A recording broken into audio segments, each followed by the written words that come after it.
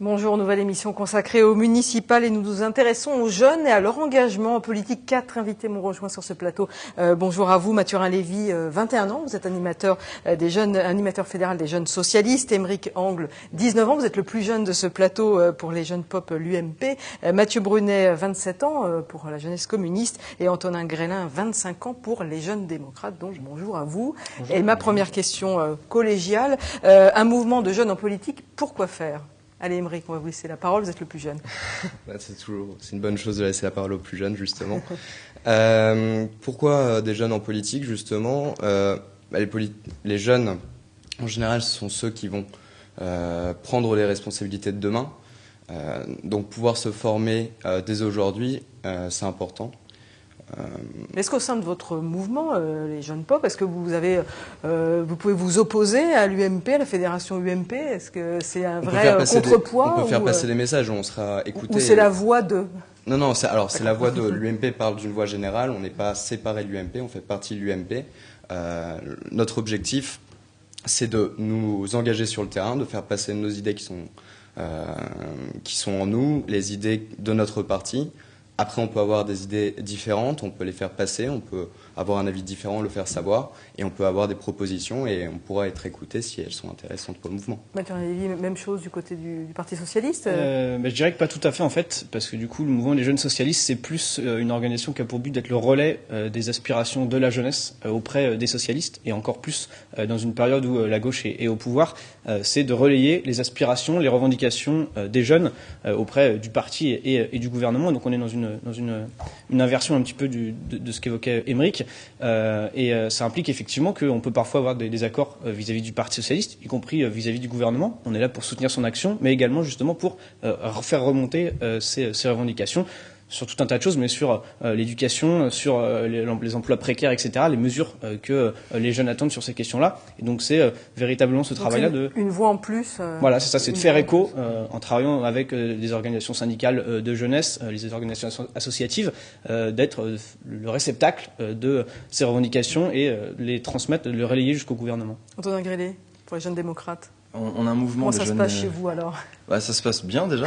On a un mouvement des jeunes démocrates qui est très proche du mouvement des aînés, qui a surtout vocation à accueillir les nouveaux adhérents et à les former d'abord. Parce qu'on a forcément...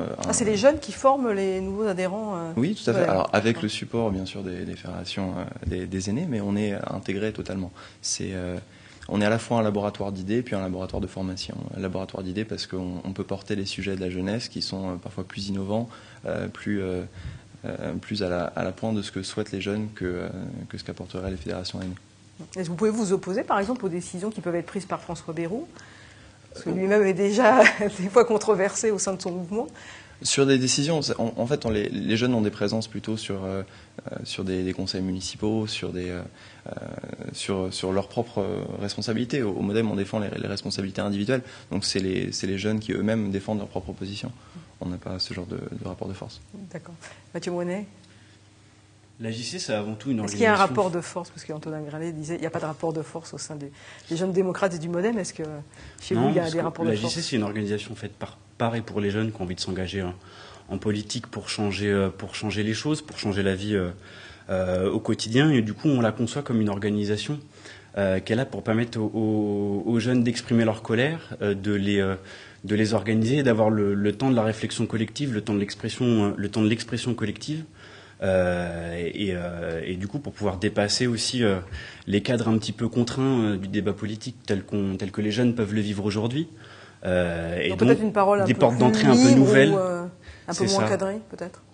C'est ça, une organisation faite par et pour les jeunes et qui du coup a des discours spécifiques à porter sur la jeunesse dans la situation telle qu'on la vit aujourd'hui.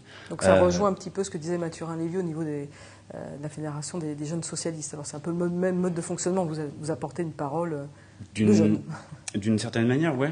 Une organisation faite par et pour les jeunes qui a une spécificité, pas juste une organisation jeune d'un parti politique. Alors quand on voit les sondages, on a souvent le sentiment que les jeunes ne s'engagent pas forcément en politique. Alors vous êtes les témoins notamment de votre engagement. Mathieu Grenet, je vais rester avec vous parce que vous avez 27 ans, vous êtes le plus âgé de ce plateau si on peut dire, et vous êtes engagé depuis pratiquement 10 ans. Vous avez 17 ans quand vous vous êtes engagé. Est-ce que vous diriez que ce scrutin des municipales, c'est le scrutin par existence, par essence, pour les jeunes, pour se faire entendre ? Il a la particularité, ce scrutin, d'être en fait, l'élection municipale, c'est celle qui est identifiée par les citoyens comme la plus proche des gens. Les gens connaissent leur maire, la ville dans laquelle on vit, dans laquelle on a grandi ou dans laquelle on a étudié. C'est quelque chose de concret. Il y a donc effectivement des moments d'entrée en politique qui sont super intéressants sur les MJC, sur l'accès à la culture locale, sur des questions de formation, sur les questions de transport aussi. Les villes ont des choses à faire jouer, particulièrement sur l'accès à la culture. Et il y a effectivement des choses à jouer parce que c'est le lieu de vie le plus local. Vous étiez candidat en 2008 sur une liste aux Mureaux. Est-ce que vous serez à nouveau sur une liste aux prochaines municipales? Est-ce que vous en avez envie en tout cas? Après, la démarche de l'AJC, c'est celle de tenir ses campagnes dans la période qui est celle-là, droit de vote des étrangers, droit au travail des jeunes. Et du coup, après, dans la construction de ces campagnes, dans l'engagement politique de cette période où il y a besoin d'aller à la bataille, on va construire avec le Front de gauche, parce qu'on est partie prenante de la démarche, on va construire effectivement avec le Front de gauche. Et si le Front de gauche et le Parti communiste, dans cette construction commune, a envie, vous y serez. A envie, effectivement, on y sera, mais le Mouvement Jeune Communiste de France ne présente pas de candidat en tant que tel. On n'est pas un parti politique. Antonin Grélin, vous par contre, vous serez candidat oui. sur une liste à Viroflay, Mathurin-Lévy aussi peut-être, à Saint-Cyr-l'École. En tout cas, si vous êtes prêt. En tout cas, si on vous appelle, en tout cas, voilà, c'est Parti Socialiste. C'est là où j'habite, c'est là où j'ai vécu, donc s'il faut, ça sera sur cette ville-là, effectivement. Vous êtes prêt. Donc, au niveau de ces municipales, est-ce que c'est vraiment un moment très important pour les jeunes pour s'exprimer? C'est aussi peut-être l'occasion pour des jeunes de s'engager en politique. C'est plus simple sur un scrutin de liste, par exemple, que sur un scrutin uninominal, comme peuvent être les législatives, par exemple? C'est une élection qui est extrêmement importante pour les jeunes parce que c'est d'abord l'élection de la proximité où on a vraiment une possibilité d'agir sur ce qui se passe autour de nous. Les jeunes peuvent se faire élire, ce qui est beaucoup plus difficile pour des élections plus importantes, enfin de niveau plus élevé. Les municipales, c'est des élections où les jeunes ont des postes, où ils peuvent prendre des responsabilités, où ils peuvent s'engager par eux-mêmes. Vous disiez tout à l'heure, l'engagement des jeunes en politique n'est pas forcément évident. Je pense que d'abord, il y a le fait que pendant les études, on ne peut pas forcément s'engager sur du long terme à un endroit. Malgré tout, les jeunes s'engagent beaucoup dans les associations. Ils peuvent aussi s'engager dans les mouvements étudiants. Mais s'engager en politique, c'est pas toujours s'engager dans un parti. Ça peut être d'autres engagements au niveau de l'université ou ce genre de choses. Oui, tout à fait. Mathurin, donc les municipales, c'est le moment, quoi. Je sais pas si c'est ça, mais en tout cas, ce qui est sûr, c'est qu'effectivement, les municipales, c'est un outil qui doit servir pour les jeunes, pour améliorer leurs conditions de vie quotidiennes, etc., et pour transformer la société. C'est-à-dire qu'on a un objectif qui est celui de transformer la société, et donc toutes les élections, donc tous les outils qui peuvent être à notre disposition sont bons à prendre. Moi, je prendrais par exemple un exemple qui est très parlant. On revendique à gauche et en particulier au Parti socialiste le fait que chaque jeune puisse accéder à l'enseignement supérieur, faire ses études, etc., quelle que soit son origine sociale. Je prends l'exemple de Poissy, qui a instauré, donc une ville socialiste dans les Yvelines, qui a instauré il y a quelques mois ce qu'on appelle une forme d'allocation d'autonomie, qui donne les moyens à tous les étudiants de la ville, à tous les jeunes de la ville, de pouvoir accéder à l'université. Donc tous les mois, il y a une allocation qui est versée à ces jeunes-là. Donc je crois que voilà, c'est ce type d'initiative qui montre que c'est un outil, comme peut l'être différentes élections, pour transformer la société vers l'idéal vers lequel on veut avancer. Donc évidemment, à ce titre-là, on investira pleinement la campagne des élections municipales, que l'on soit sur les listes ou pas, après tout, peu importe. L'objectif, ça sera effectivement que les projets politiques soient orientés vers les jeunes et évidemment vers la transformation sociale. J'ai aussi envie de vous demander si vous n'avez pas des fois un peu de doute. C'est vrai qu'on parle beaucoup en ce moment, on parle du principe de moralisation de la vie politique. On a vu l'affaire Cahuzac. Il y a aussi ce député Henri Guénaud qui monte au créneau contre le Jules Gentil. Donc des fois, il peut y avoir un peu une remise en cause de la vie politique. Et comment on garde confiance? Alors Aymeric, vous qui avez 19 ans, qui militez depuis déjà 4 ans, comment on garde confiance dans la politique? Et comment on n'a pas de... Est-ce que vous avez des doutes parfois? Est-ce que j'ai des doutes? Non, pas particulièrement. Je pense vraiment que Ce n'est pas parce qu'une seule personne fait une erreur ou a un écart que l'ensemble de la classe politique qui est corrompue ou quoi que ce soit. Je pense vraiment que c'est l'engagement qui prime et l'écart de Jérôme Cahuzac, qui est certes dommage pour la République, ne doit pas se retrouver comme un cas général où chaque député... C'est des cas particuliers, c'est ce que vous pensez aussi, rapidement, chacun? Moi, je crois qu'il faut laisser la morale aux moralisateurs et aux prédicateurs. La vraie question autour de la moralisation, on pourra reprendre la moralisation du capitalisme de Sarkozy au début de la crise en 2009. C'est une course à l'échec. La vraie question, c'est à quoi sert l'élu. Est-ce que du coup, on s'engage sur des valeurs ou du coup, on fait de la politique sur des tweets ou des trucs comme ça, et y compris on assiste à des choses qui sont à la limite de l'incitation à la haine raciale. Je pense à Vialat, le député maire dans le Var, qui fait le lien entre casseurs, entre esclavage. Débat, mais juste Mathieu Brunet, jamais de doute.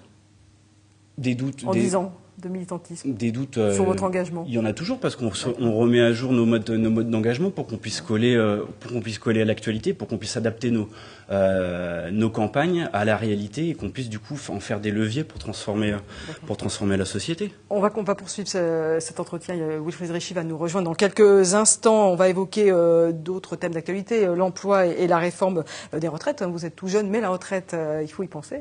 Et d'abord, on va aller du côté de Versailles, puisque Marine Le Pen est venue récemment dans les Yvelines pour soutenir les militants et les têtes de liste au municipal.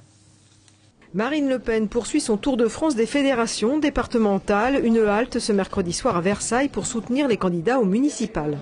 Avec des espoirs dans les Yvelines, bien sûr. C'est une fédération qui a repris un très grand dynamisme, qui marche très bien, qui est une des belles fédérations d'Île-de-France. Car sur fond de crise, de réforme des retraites, d'hausse du chômage et d'insécurité, le Front National est plus que jamais sûr de séduire les électeurs.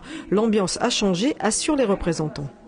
Ce qui est extraordinaire, c'est que même des gens qu'on ne sollicite pas, même des gens qui ne sont pas adhérents, viennent nous voir. Et ça, franchement, on le doit beaucoup à Marine, parce que elle a réussi quand même à ce que des gens puissent comme ça venir vers nous, sans avoir peur, dans leur propre commune, d'afficher leurs couleurs. Dans les Yvelines, 10 têtes de liste sont connues, et à Versailles, le candidat se voit déjà au second tour.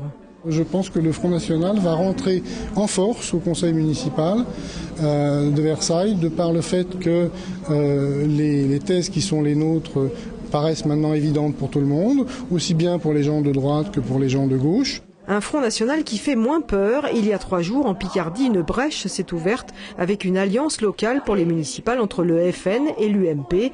Et Marine Le Pen laisse la porte entrebâillée. Nous ne pouvons pas faire un accord national avec l'UMP. Donc il y aura peut-être des listes d'intérêt communal qui pourront voir sur des gens qui viennent de l'UMP, des gens du Front National.